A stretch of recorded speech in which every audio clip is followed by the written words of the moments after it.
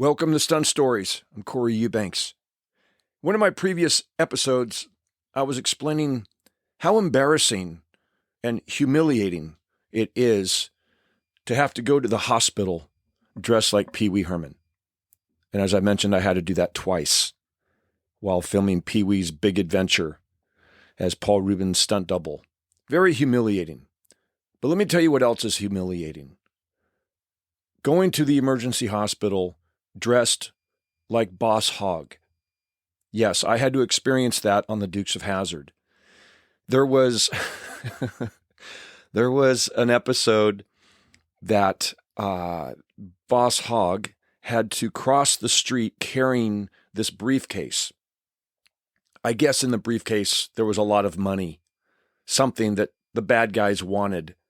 And this car was going to race toward me. We were filming this on the back lot at Warner Brothers there in Hazard Square. That's what we called it. And this vehicle being driven by a stuntman. I'm not going to mention his name because I don't want to throw anybody under the bus that doesn't deserve to be thrown under the bus. This gentleman did not. It was just one of those things where he didn't hit his mark. He didn't slide the vehicle where and end up where it needed to be. We had a manhole cover in the middle of the road. That was our mark where we were supposed to meet. I'm supposed to cross the street, doubling, dressed as Boss Hogg. And when I get to that manhole cover, he is supposed to race the vehicle toward me, pitch it sideways, his driver's door, so that we meet there at the same exact time, so he could reach out and grab the briefcase out of my right hand and pull it inside his vehicle and then speed off. That was the shot. And we didn't want to rehearse that because back in the day, we didn't have CGI. We didn't have the computer capability of going in and erasing those skid marks off of the asphalt like they do today. Today, you could go in and slide and practice and do a bunch of takes. And if they see a bunch of skid marks on the asphalt, they can go and rotoscope and just erase it. We didn't have that luxury back when we were shooting Dukes of Hazzard. So we sometimes had to just take a chance and shoot the rehearsal. Now, when I say I'm doubling Boss Hogg, until you've been put through the works and know exactly what that entails, you have this incredibly uncomfortable foam fat pad that you have to wear that just makes your butt big, your stomach big, your sides. You feel like the Michelin Man. Your arms are kind of out to the side. It's hard to be comfortable in this thing that about 5 or 6 other stunt guys have sweated in, and it stinks. It's not a pleasant feeling to be in that fat pad. And then bodysuit. And then you go into the makeup and hair trailer, and they have to put this skull cap on you. And they would use this gaffquat, this stuff that's kind of like honey. It's very thick.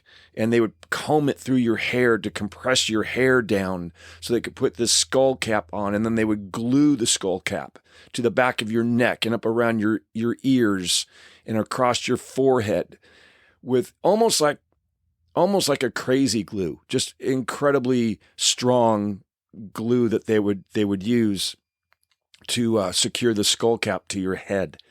And on those hot summer days, your skull, your scalp can't breathe, and you start to sweat, and sometimes the sweat would pool up down in the back of your neck, and they'd have to poke holes to let the sweat come out. I'm sorry to make it sound so gross, but it was gross. It was uncomfortable. It sucked. Nobody liked to have to get dressed up like Boss Hogg, especially in the middle of the summertime, which that's what this was. It was the middle of the summer. I was sweating, and it was just miserable, and I just wanted to get this shot over with.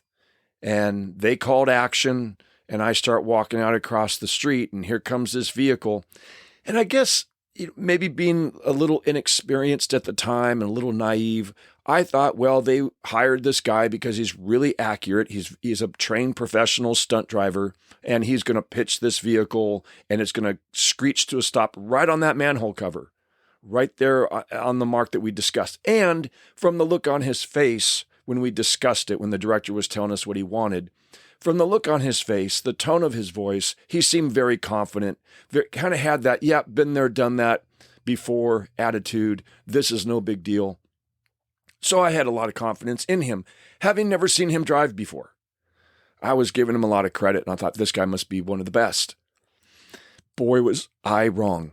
He came flying in. I'm walking across the street, kind of see him out of the corner of my eye, and I'm thinking to myself, wow, that's awfully fast and aggressive to be stopping on this manhole cover. I guess maybe he's going to, hit all fours and scrub off a lot of speed before he pitches the vehicle.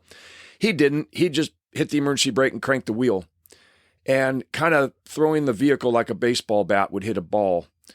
And I represented the baseball and just nailed me and hit me in the hip. And with the tail end of the car, it wasn't even his door. It was like the rear axle, that the back panel right there above the rear tire just batted me. And I did like a flip and a half up through the air and came down and clipped my head on the bumper of the car and cracked my skull open, knocked me unconscious. And I wake up in the back of this van with this gentleman, Skip Ward, who was the line producer of the show, kneeling over the top of me, telling me I'm going to be okay, as we're going to the emergency hospital. And as I mentioned, it was a hot day. And I think because Skip was riled up and concerned, and he was hot, and, he was sweating and dripping, and his sweat was dripping in my face. And it was horrible. And we get to the emergency hospital, and they put you on a gurney and wheel you in there to do a CAT scan to see if I had a concussion, which I did.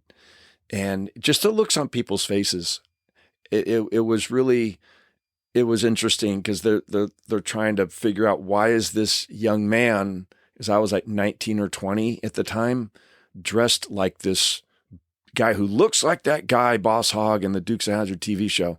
And I could hear Skip Ward talking to some of the other nurses that were kind of questioning.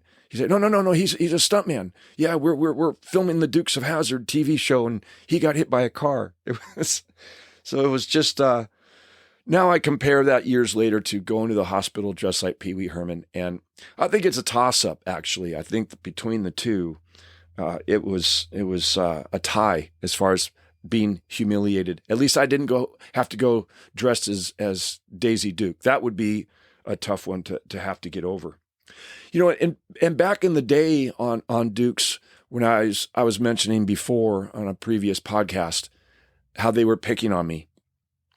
And I wanted to share with you one of the clever things that the stunt guys did, that they arranged to torture me. Again, trying to get me to quit the show, because I had no experience at the time. I really didn't deserve to be on the series. If you've listened to the previous podcast, you know that my daddy made a phone call to the executive producer. Nepotism kicked in, and I was then employed and didn't deserve to be on the show. But there I was. So again, one of the attempts to get me to quit was pretty clever. They had taken some fiberglass that they found and crushed it up on this big rock. They crushed it up into almost like a powder. And they took that fiberglass powder and they sprinkled it into the collar and into the armpits of this shirt, this brown shirt. And I had been driving the General Lee that day, doubling Tom Wopat. And as you know, he would always wear a blue flannel shirt. And all of a sudden, the costume designer comes up to me and kind of had this look on his face like, I don't agree with this, but he had that, just kind of a tone in his voice, like, I'm not a part of this, but here, they want you to wear this shirt. And I said, really? Okay. And so I climbed out of the General Lee and took off the shirt I was wearing and put on this brown shirt. The second I put it on, I could feel this itching sensation around the collar. and I could feel the itching in my armpits where they had sprinkled the fiberglass. And then all of a sudden, Tommy Cimento pulls up with another General Lee. I believe it was Tommy. Somebody brought up another General Lee and said, here, they don't want you to get in this car. You need to get in this General Lee. Well, now, we all know the General Lees all look exactly the same. So why all of a sudden am I switching a shirt and switching into another General Lee? Well, being the new guy, I don't ask questions. I just do as I'm told. And I climb into this other General Lee. And I took my walkie-talkie with me. And Gary Baxley, who was directing 2nd Unit, he says, okay, Corey, go to the very top of that hill up there. Drive to the very top of the hill up there and wait. We're going to set camera and you're going to come down that hillside. And so I said, yes, sir. And I jump in the car. And as soon as I jump in the car, go to put it in drive, I could feel the heater was blasting. They had the heater set on high, and it was probably already 95 degrees that day, maybe a little bit hotter. And now I got to drive this car up to the top of this plateau where there are no trees, no shade. And I park it up there and I'm waiting. So I have the engine running because I'm thinking they want to go and right away and drive down the side of this hill. And there was really very loose direction on that show. Very, very loose directions, never very, very specific of what they wanted when they would tell you what the shot was for the scene. So I was expecting anything from coming back down the dirt road to just dropping off the edge of this embankment and going down across the field. I wasn't sure. But as I sat there for at least 10, 15 minutes, I started thinking, well, maybe I should just, because I'm now so hot. It's the heater's just cooking my legs, and I'm thinking, and I'm sweating, and I'm itching in my armpits and my collar, and I get on the walkie-talkie and I said, hey, do you want me to turn the engine off and save the fuel? Because no. Keep it running, Corey. Keep it running. I sat there for 45 minutes. They were shooting something completely different with the other cars racing past the boar's nest. And I'm like, why am I? Oh, they're just messing with me. That's it. They're not even shooting me up here. They just parked me up here in the sun to cook in this General Lee with the heater on. And with this in my armpits and my neck, it took at least a week and a half for all of that fiberglass. You know what? You get fiberglass in the pores of your skin, and you try to get in the shower and wash it off with it and scrub it out with a washcloth. And man, it's not comfortable, and it lasts for a long time. So that was a very creative, I thought, looking back on it, funny practical joke that another attempt of them trying to get me to quit the show. But again, I was stubborn and I wasn't about to give up. Another thing that was pretty funny and creative on their behalf that I appreciate now looking back was when we were at base camp, and base camp being where all of the dressing rooms and the trucks, the equipment trucks were parked. There was George Ogburn, who had a 2,500 gallon water truck that they would use to water the roads in between shots so that it wasn't, too dusty. Well, in the hot summer days that we were filming, during lunchtime, after we would eat lunch, a lot of the stunt guys would strip down to their shorts and just dive into the back of this water truck, climb inside the tank and cool off. So I thought, okay, if that's what everyone's doing, I want to, be a part of it as well, and kind of trying to. This is still that transition period in my career, working on the show where I was trying to fit in and trying to become one of the stunt guys and trying to, be part of the team. And so I thought, well, I'll do what they do. And I climb up into this water truck and dunk down inside. Well, right behind me, Al Wyatt Jr. jumps up and shuts the lid and puts the little latch on it so you can't open it, so it can't pop open, and tells George Ogburn to take me for a ride.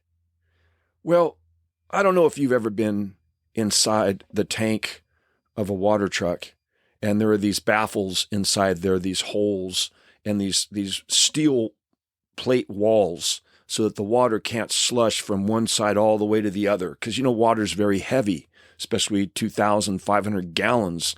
So they have these walls that are about 3 to 4 foot apart that have big holes in them, so the water can go through, but it's restricted on, it can't be one big wave, Well, as George was driving around the base camp, stomping on the brake, accelerating, cranking the wheel one way the other way, it was like being inside of a washing machine. I was getting slammed by the water, slamming me up against these steel partitions, and hard to get your breath. You go up to get a breath, but the water was, coming up over the top of you like a tidal wave. And I thought for a second, I may drown.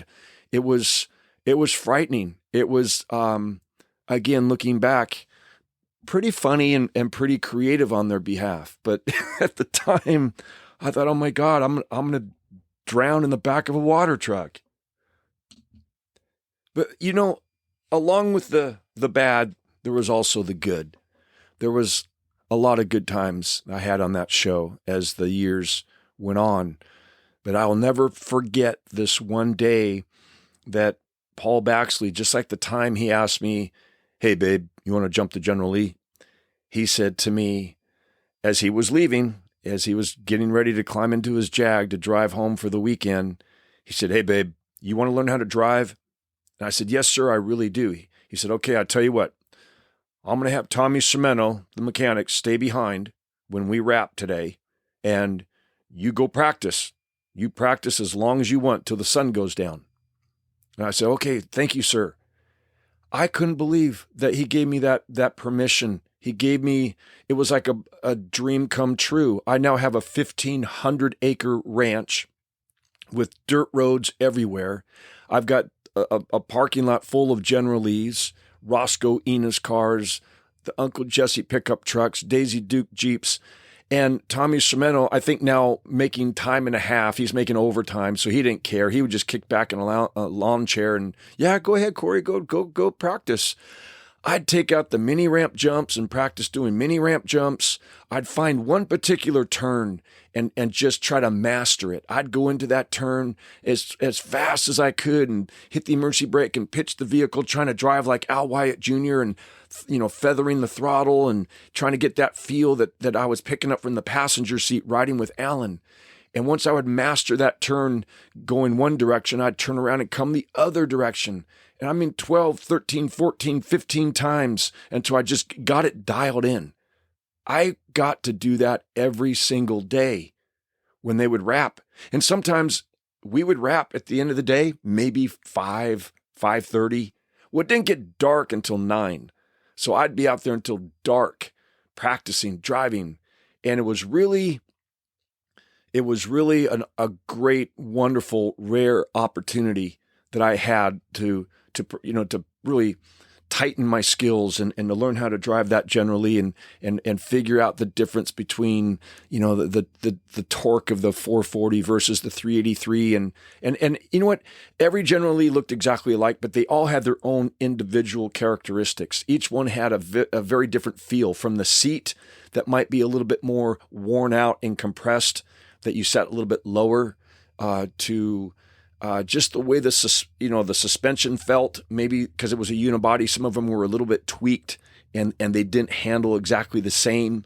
They all had their own different feel and characteristic. And so it was very, very important that you got to drive the car that you were accustomed to. And they would all, and because they all looked exactly the same, Tommy Cimeno would take a glass etcher, this electric glass pin, and on the back window on the driver's side, he would engrave a number like 26 or '08 was a good car. 26 was Al Wyatt Jr.'s car. You don't drive 26. That was Alan's car. He made it very clear. He had it set up the way he wanted it. And then car number 72, there was, as I mentioned, '08 was also a very good car. I liked driving '08. So each car, car 64 was good. There was car 73 that we used just for the mini ramp jumps the majority of the time. So each car had its own number, and that was really the only way you could tell one General Lee from the other. Another another funny practical joke that was played on me that I again look back and appreciate the creativity of it was there was a time in the series when Bo and Luke Duke, John Schneider and Tom Wopat had a contract dispute with Warner Brothers, and they wanted more money. And Warner Brothers was like, well, you know what? You guys aren't really the stars of the show. It's the General Lee. And John Schneider and Tom Wopat said, oh, yeah? Well, we'll prove you wrong, and we'll quit the show and see how that works out. So they did, and they brought in their cousins, Coy and Vance. And, of course, Byron Cherry, who was the smaller of the two, was blonde-haired guy. Nice guy, very nice guy, Byron Cherry. And so I was elected to double him. So again, one of those comments that Paul Baxley, or statements, or he would say as he's walking to his Jag in the crew parking at the end of the day, he was walking by and kind of threw me a hand wave, and I, trying to be respectful, have a great weekend, sir.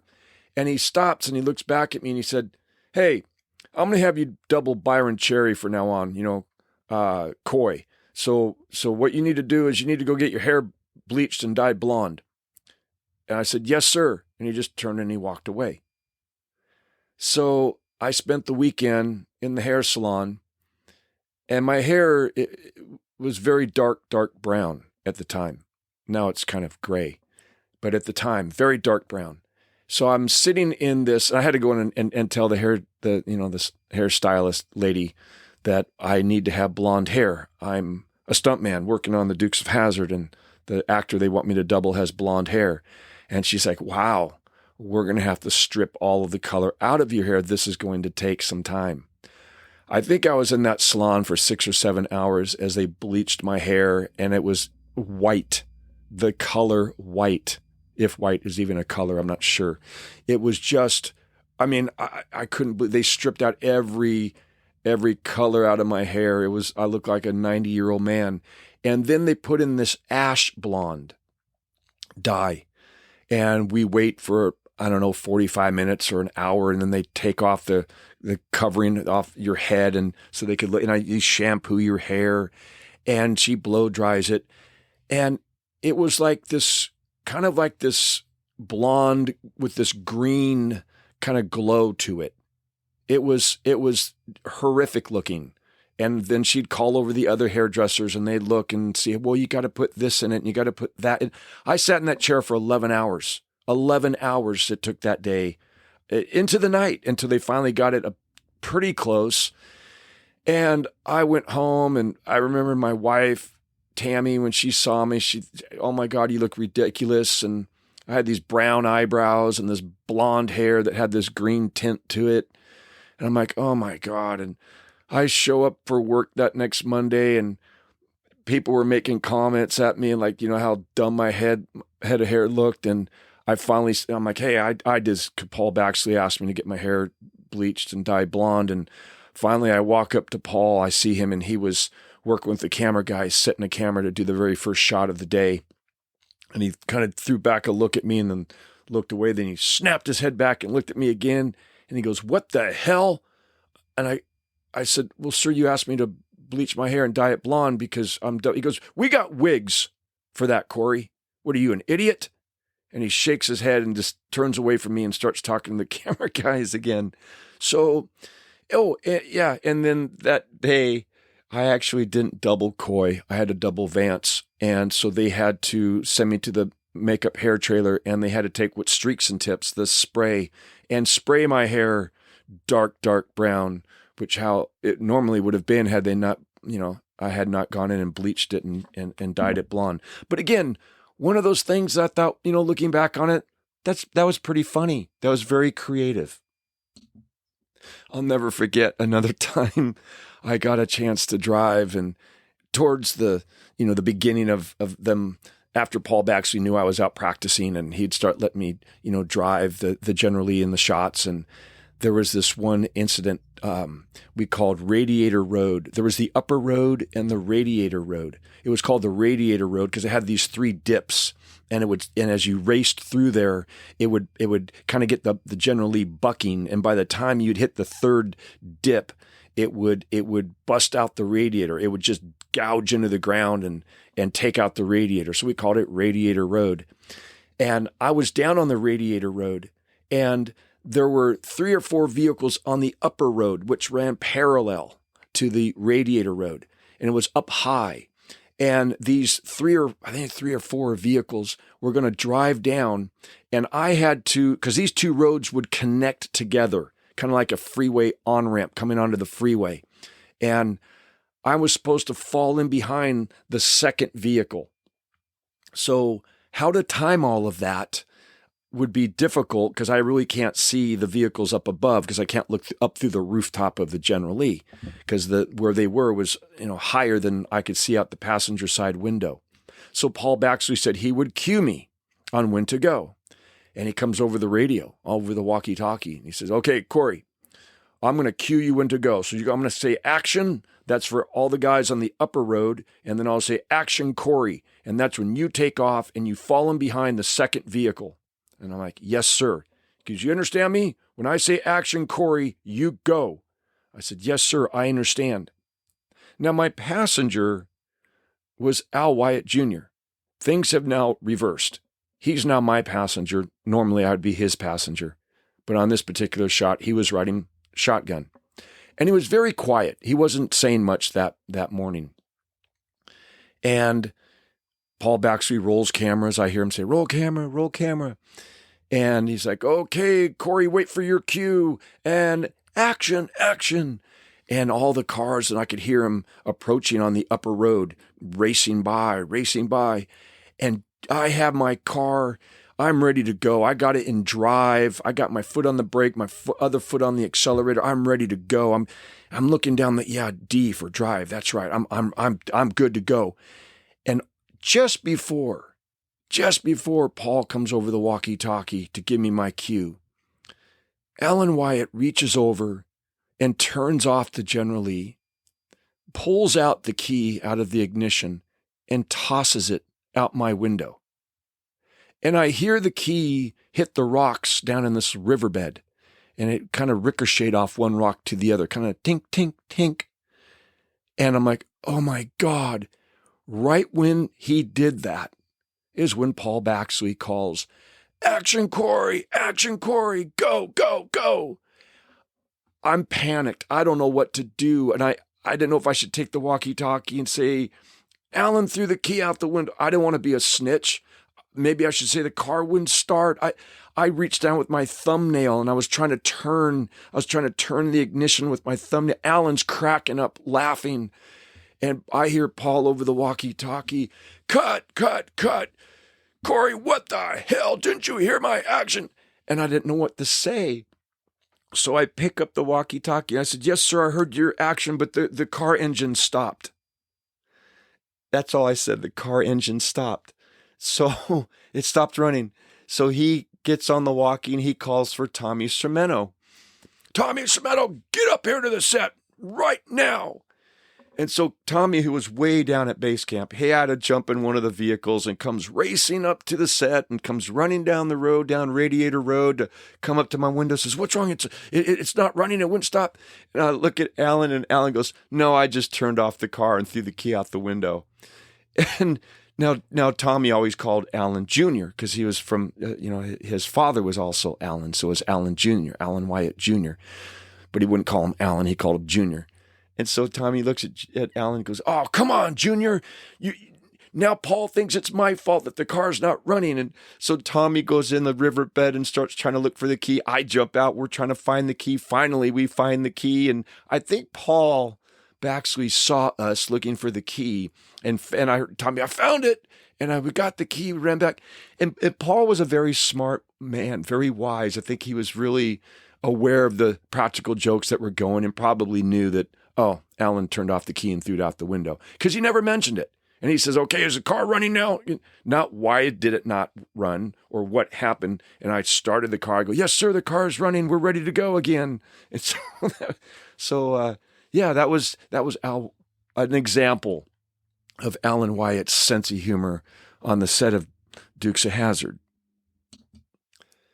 And although there was a lot of goofing around and practical jokes and stuff like that, bunch of kids playing and messing around on the set, there were some very intense moments as well. Because we were actually experimenting with vehicular stunts that had never been done before. There were some big stunts that were extremely dangerous that I say we because I was involved in a great deal of them. Again, because at the beginning of my career on that show, I think they felt that if I, was seriously injured and hauled off to the hospital or got my neck broke, got killed, it was no great loss, because I didn't have that much experience. I was one of the guinea pigs, I can honestly say.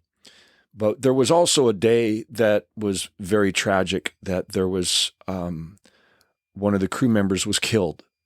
And it's very unfortunate.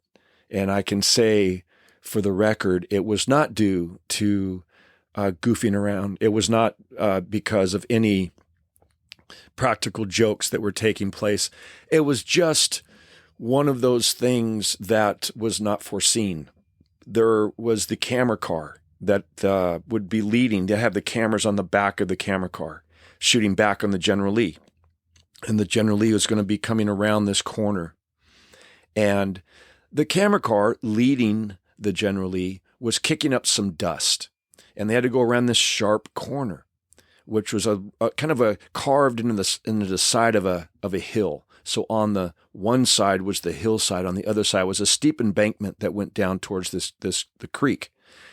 And the first time going around the corner and the camera operators were seeing this, the dust kicking up in the foreground, which it shouldn't be because it's not like the General Lee's chasing anybody. It was just a beauty shot driving. And so they said, hey, we got to bring in the water truck, bring in George Ogburn and wet this road down. Let's wet it down to kill the dust. So when George was, went to do that, he slowed down considerably to go around the corner because he's in a water truck, it's not a go-kart. And so he had to slow down. But as he slowed down, he dumped a lot of water and it got very slippery, very muddy, unbeknownst to anyone. Truthfully, no one knew that, oh yeah, he dumped way too much water. And nor did he know that he dumped way too much water. But as I was saying, on these camera cars back in the day, there were no real set rules. There was no protocol. There was no, hey, only so many people are allowed to ride on the camera car.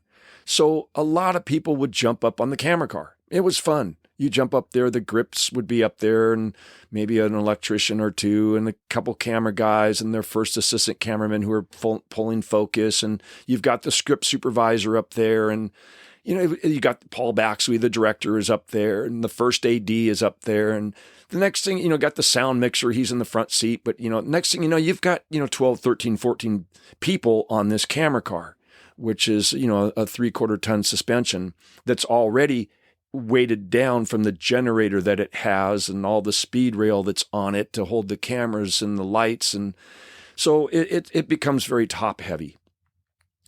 And this camera assistant was sitting down with the camera plate across his lap. He was sitting with it, it felt very secure, like, well, I'm not going to fall off because I got this camera plate going from one side of the speed rail, to the other. And he's pulling focus for the camera that's right there. Well, it turned out that was not a good idea because when they took off to go down the road leading the General Lee, at maybe 30 miles per hour and went to go around the turn and the camera car got into that slippery, muddy surface. The momentum of the vehicle, you turn the wheel all you want, but it was the momentum that carried them off the edge, and the camera car then flipped upside down. And as it flipped upside down, everyone who was standing or sitting were ejected. They were flung through the air, except for that assistant camera operator who was sitting with that camera plate across his lap that held him pinned, and it crushed him. The vehicle, the weight of the vehicle, took his life, and it was very unfortunate and sad, and a lesson that was learned on the set of the Dukes of Hazzard, that I have numerous times told that story to other camera assistants that were riding on other camera cars with the camera plate across their lap. And I would very politely say, that's really not a safe spot for you to be. And immediately they're like offended, like, why are you telling me what's safe? I've been doing this for so many years. I'm like, yeah, well, I've been doing it longer than you. And I tell you what happened one day on the Dukes of Hazzard when a guy was sitting on a camera car with the camera plate across his lap, just as you are. And I would tell that story, hoping that maybe someday that might, if God forbid, if it happened again, that little bit of advice I would give could potentially save someone's life. Hey, I want to thank you for listening to Stunt Stories today, to me telling some of the stories from my career. And I hope you enjoyed it. I hope you had a good time. And if you did, I hope you would please consider subscribing and helping me spread the word to your friends about Stunt Stories. Thanks, and have a great day.